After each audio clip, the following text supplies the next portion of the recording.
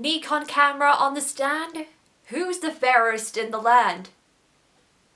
It's me. Fair means lily pale. Yay!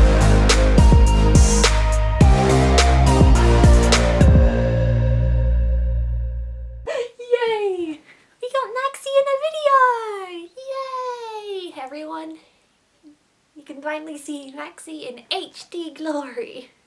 I'm sorry, sweetie. Here we go. Hey guys, it's Amy here, back again with another video. Do you find that all characters look the same nowadays? Another dude with curly blonde hair and blue eyes? Another girl with ginger hair and green eyes? Surely there must be some variation. I'm not even talking about making your novel racially diverse. I'm just saying people need to describe their characters better. The number of times that it's not established is bizarre. But sometimes the how isn't the problem. It's the what. So we will cover that today. We've got 10 things that you need to make sure you're using when describing your characters. Number 1, hair. This is the one that people get right. Most of the time. Hair is the first or second way that you identify somebody you know. Literal spies say that changing your hair color is one of the key ways to be able to change your profile and make yourself go invisible for a little bit, along with a change of clothes. But it's more than just a hair color, which most people include.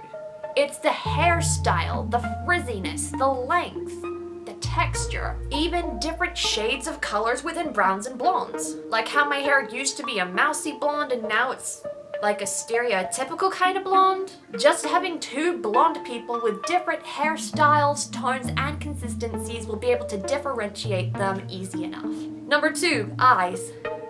Ah yes, the windows of the soul. Eyes and souls. Beauty is in the eye of the beholder. The Xanathar. Beauty is in the eye of the Xanathar.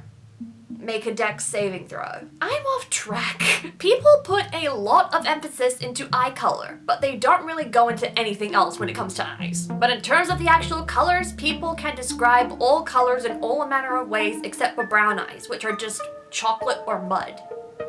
That doesn't give a lot to go off of if you ask me. You can do more than that. Eyes have shapes and eyebrows to match. Also, being windows of the soul and all, you can say a lot about a character by the way they use their eyes. Do they hold eye contact or do their eyes dart around? Do they look tired, alert, weary? Number 3, skin tone.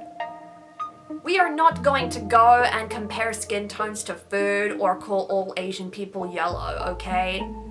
We're over that. Skin tones are so often not mentioned that half the time I end up getting shook when I read about a character and find out that they are pale, like me. I did not imagine them that way. What? Even if your character is white, there is variation between white people's skin tones. Red tinges, tans, visible veins, and even when somebody is darker skinned. You can't just go around calling everybody either white or black. Just be sure to make sure you're using the right comparisons when you're talking about these skin tones. Number 4, a distinctive facial feature. This one is very often missed, but I think it is very powerful. Crucial in setting your characters apart. Aside from their hair and their eyes, what else about their face makes them different? There's this one book that I read that had a really good example of this and a piece of advice that I'm going to use to describe characters from here on out. Exaggerate that particular facial feature like you're describing it to a child. This book literally said someone's nose looked like a potato, so... And in my own novel, one of my characters had a jawline that could cut. Just for some examples, because just saying that their nose is tiny does not cut it. Number 5, clothes. Ring, ring, ring. What are you wearing? It is not just enough to say that they wear jeans and a t-shirt. A lot more can be said about how they present the clothes that are being worn. Baggy, tight, pristine, dirty, new, used. Because people never understand how much a person dresses says about a character. Except for job interviews. They be right, you know. Use your clothes to make statements about a character more than just having their favorite band or TV show on their t-shirt. Number 6, height. This is nothing unless you have something to compare it to. And no, I do not mean a unit of measurement, even though the metric system of measurement is clearly superior. A good way to do this is to compare that character's height to that of another character. Or if your character is a child, say if they are tall or short for their age. You can put their actual height in centimeters into their notes when building your characters, but none of us care about how tall they are to the centimeter when we're actually reading the novel. Otherwise, you can just say tall, short, petite, all that jazz. Number 7, their build.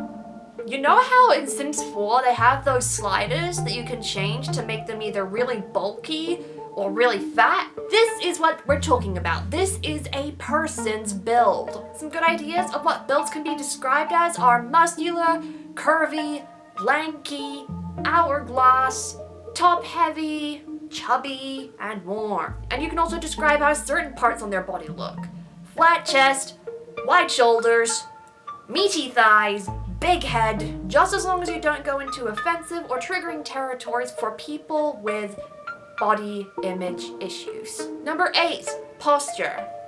We are not just talking about how a person sits and how good their spine is. This is more so how one presents themselves, because their hunch might not just be from sitting at a computer all day. Maybe they're tired or angry, hating the world or whatever people do. So how does their personality affect their posture? How high their chest is, where they place their arms, hands, and feet, where their gaze lies. Even where they place their hands and legs when they're sitting, crossed legs, manspreading. You get the idea now, don't you? Number 9, walking.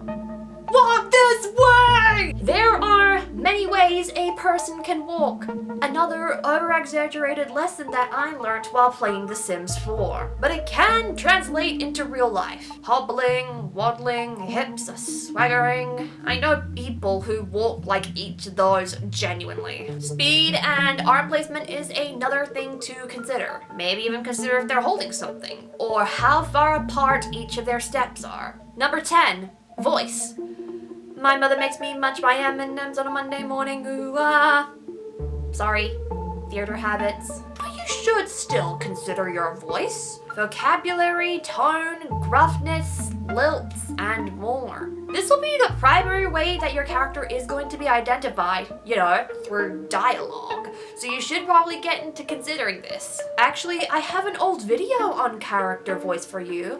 Up there if you want to check it out. And there we go, 10 steps on describing your characters. What else do you use to describe your characters? Let me know down in the comments. Apart from that, if you like this video, give it a thumbs up and subscribe if you are new around here. Ring that bell so you can find out when I post more creative content. I have a novel, ASTER'S CODA Exposure, available in the description in paperback and in ebook. Follow Abby Tucker as she learns to deal with her family's otherworldly blood feud. And be sure to check me out on my Instagram, my Twitter, my website, and my book talk. Yep, that's new. I need to remember to include that now.